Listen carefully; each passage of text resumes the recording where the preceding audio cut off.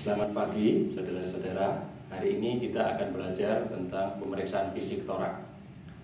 Pemeriksaan fisik torak adalah pemeriksaan pada dada untuk mengetahui ada tidaknya kelainan pada dinding dada, paru-paru, dan jantung dengan melalui 4 tahap, yaitu inspeksi, palpasi, perkusi, dan auskultasi. Pemeriksaan fisik torak ini, saudara-saudara harus mengetahui anatomi dan fisiologis dari paru-paru dan jantung. Kanan itu ada 3 lobus. Paru-paru kiri terdiri dari 2 lobus. Pada daerah apek paru-paru itu posisinya jaraknya 2-4 cm sepertiga medial clavicula. Kemudian batas bawah dari paru-paru pada kosta ke-6 mid clavicula, dan pada kosta ke-8 mid axillaris. Paru-paru kanan terdiri dari 3 lobus. Lobus superior atau atas dan lobus medius atau tengah dibagi oleh fissura horizontalis yang posisinya di depan pada kosta ke-4, kemudian ke lateral yaitu pada linea mid axillaris pada kosta ke-5. Lobus superior dan inferior pada paru-paru dibagi oleh fissura oblik yang posisinya kalau dilihat dari belakang pada vertebra thoracalis ketiga, kemudian mengikuti angulus inferior scapula pada posisi pasien sudah mengangkat tangannya. Nah, ini posisi fissura oblik, membagi lobus paru-paru menjadi 2, lobus superior dan inferior. Adapun cara menghitung kosta, ditentukan dulu fossa suprasternalis, kemudian ditarik ke bawah 5 cm atau sekitar 2 jari, cari bagian tulang yang paling menonjol, yaitu perbatasan antara manubrium sterni dan corpus sterni. Kemudian ditarik jari ke lateral, nah itu sudah ketemu kosta kedua.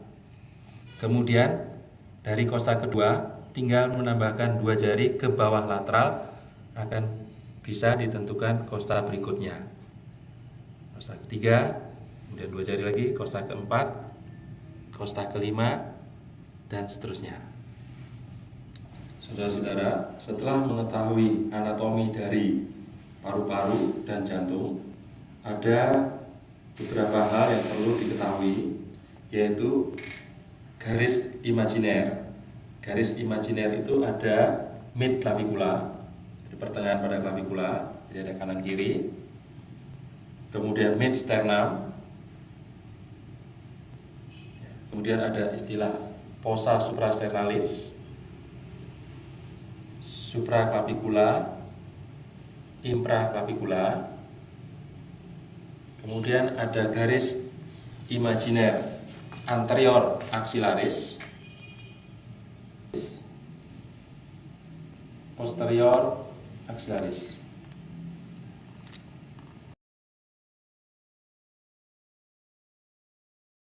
Saudara-saudara, adapun alat dan bahan untuk pemeriksaan torak adalah sebagai berikut.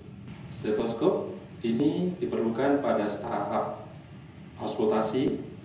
Kita menggunakan untuk mengetahui suara dari paru-paru dan jantung. Midline diperlukan untuk mengetahui batas organ paru-paru dan hepar, dan juga untuk mengetahui pergerakan paru-paru.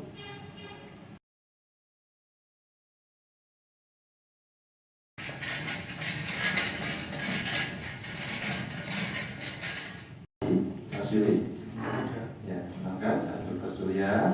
Ya, jadi hari ini saya akan melakukan pemeriksaan pada paru-paru dan jantung Bapak ya. Jadi nanti pemeriksaan ini nanti saya akan melakukan mengetuk-ngetuk, meraba-raba dan menggunakan stetoskop ya untuk menilai paru-paru dan jantung Bapak. Iya. Ada yang tanyakan?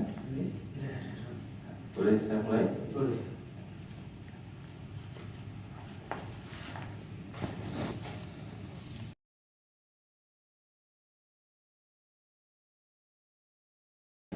Pada inspeksi yang perlu diperhatikan, bentuk dada kanan kiri, tulang dada, tulang clavicula, ruang interkostal, mencembung atau mencekung atau retraksi,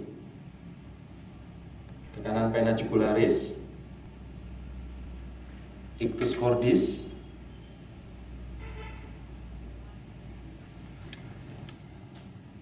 saudara-saudara.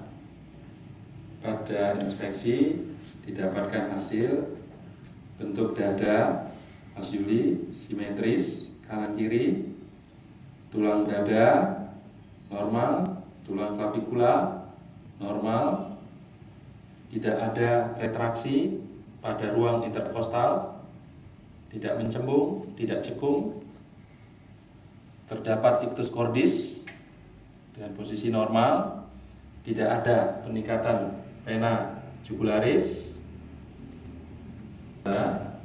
Pada inspeksi toraks, selain melihat bagian depan, juga melihat bagian punggung.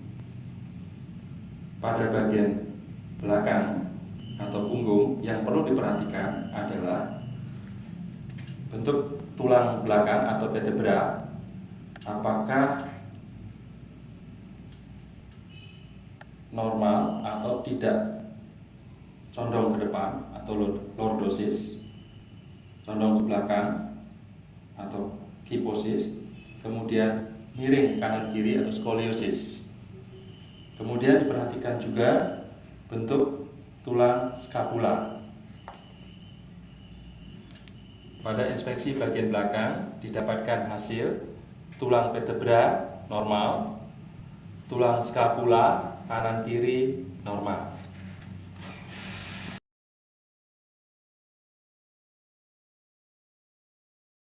Saudara-saudara, setelah melakukan pemeriksaan inspeksi, kita melakukan pemeriksaan palpasi.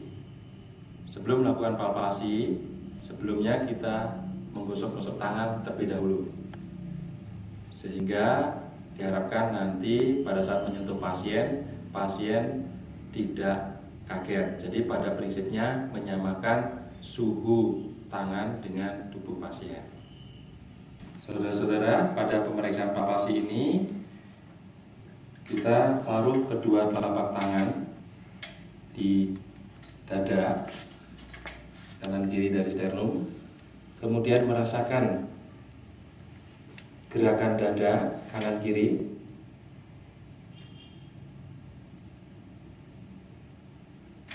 kemudian posisi seperti ini juga untuk merasakan gerakan dada kanan kiri.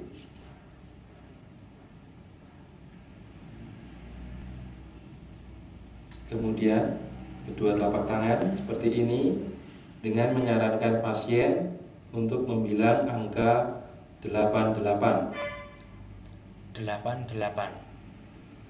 Ini kita bandingkan kanan kiri, vokal primitusnya getarannya mesti harus sama. Pada bagian belakang dengan palpasi kita tempatkan kedua telapak tangan di antara skapula, kemudian bandingkan gerakan dada kanan kiri, kemudian bagian samping,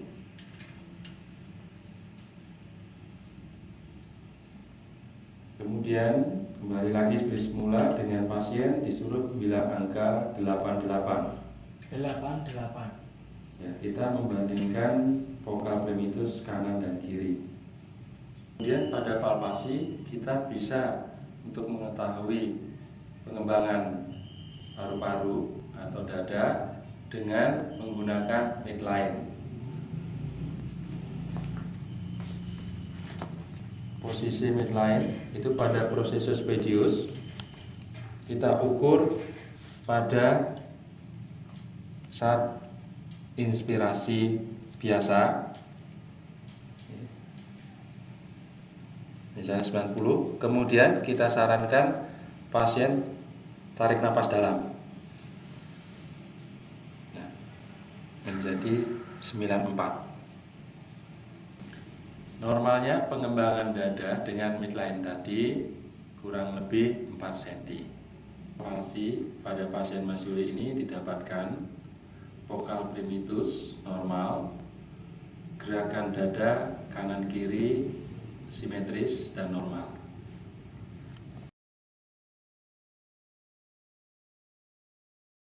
Saudara-saudara, langkah berikutnya pada pemeriksaan fisik torak adalah perkusi.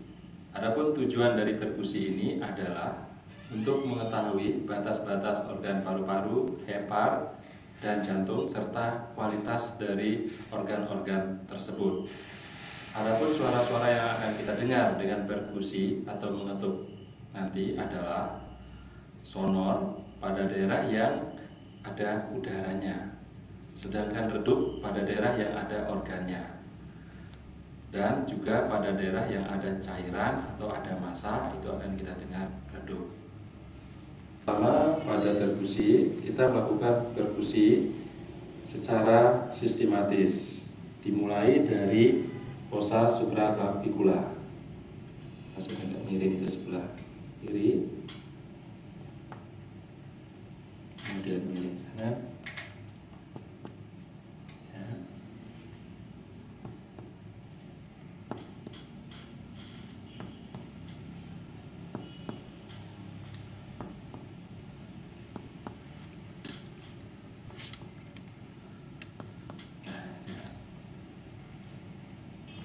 Kemudian langkah berikutnya pada perkusi kita menentukan batas paru-paru dan hepar dan batas-batas jantung. Batas atas hepar kita menentukan dengan cara perkusi sejajar dengan mid clavicula dari atas ke bawah, dari suara sonor sampai suara redup. Normalnya pada SIC 56.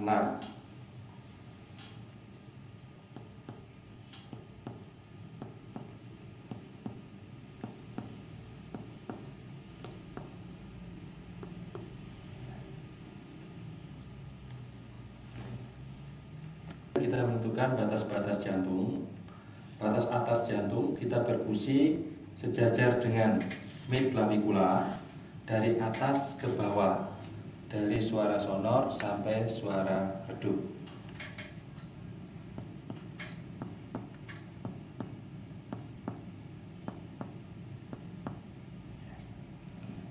Kemudian batas kanan jantung sejajar dengan papila mame kanan dari lateral ke arah medial, yaitu dari suara sonor sampai suara redup.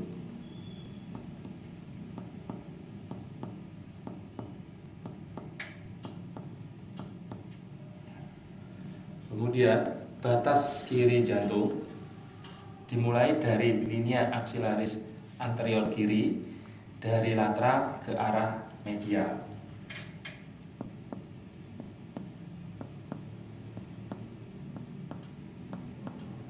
Dari sonor sampai suara redup. Kemudian perkusi pada bagian belakang tujuannya untuk mengetahui pergerakan dari paru-paru. Adapun langkahnya sebagai berikut, kita perkusi di tengah-tengah antara clavicula, selang-seling,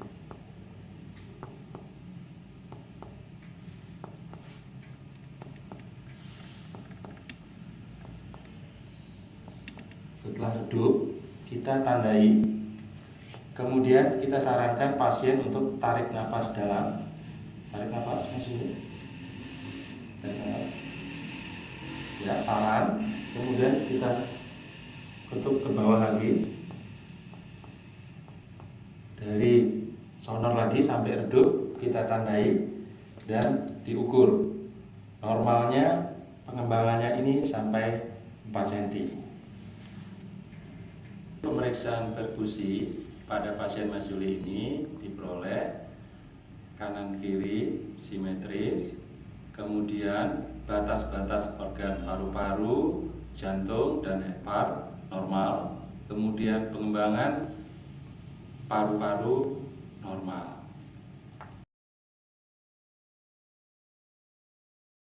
Saudara-saudara, pemeriksaan fisik torak, langkah yang terakhir adalah dengan auskultasi.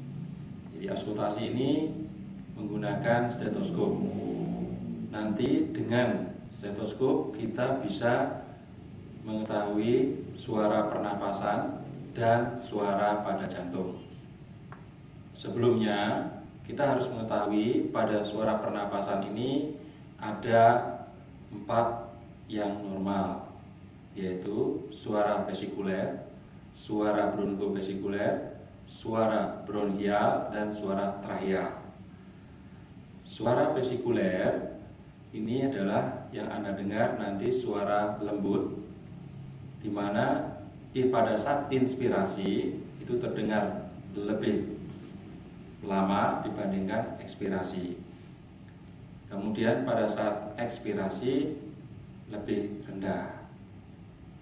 Suara bronkial, inspirasi dan ekspirasi sama. Kemudian pada saat ekspirasi akan terdengar lebih keras. Suara bronkial ini normal didengar pada dekat dengan jalan napas, misalnya di atas manubrium sterni atau fossa suprasternalis atau supraclavicularis. Sedangkan pada daerah di luar atau jauh dari jalan napas itu tidak normal. Suara tracheal juga hampir sama seperti suara bronkial. Demikian juga dengan suara bronkofesikuler. Sedangkan suara jantung itu normal, kita mendengarkan suara S1 dan S2 yang bunyinya lap dep. Saudara, untuk penggunaan stetoskop, kita untuk bagian diafragma ini kita gunakan pada daerah di luar dari apeks cordis. Sedangkan bagian bel atau corong ini kita gunakan pada daerah apeks cordis, yaitu untuk bunyi-bunyi yang rendah. Pada langkah auskultasi, yang pertama kita melakukan auskultasi secara sistematis, yaitu dimulai dari supraclavicula kanan kiri.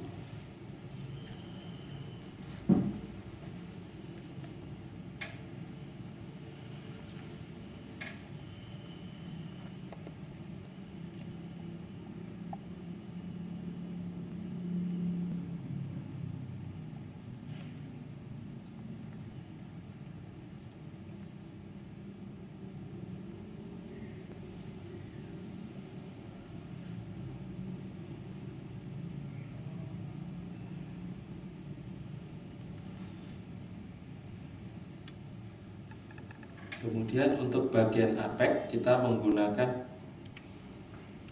bagian belnya atau corongnya.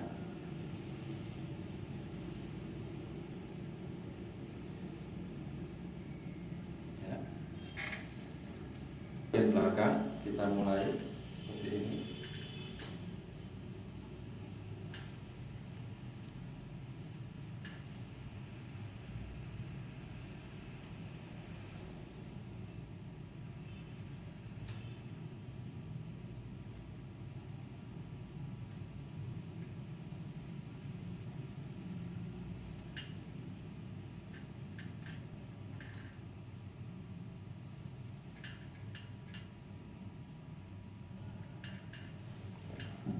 Hasil pemeriksaan auskultasi pada pasien Mas Yuli diperoleh hasil auskultasi pada paru-paru, suara vesikuler normal, tidak ada suara tambahan atau kelainan.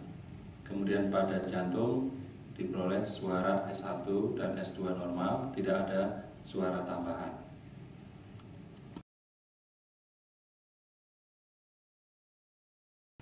Mas Yuli, jadi dari hasil pemeriksaan dada ini diperoleh hasil pada inspeksi atau melihat dengan mengetuk, meraba dan menggunakan stetoskop tadi tidak ada kelainan pada paru-paru dan jantung Mas Uli.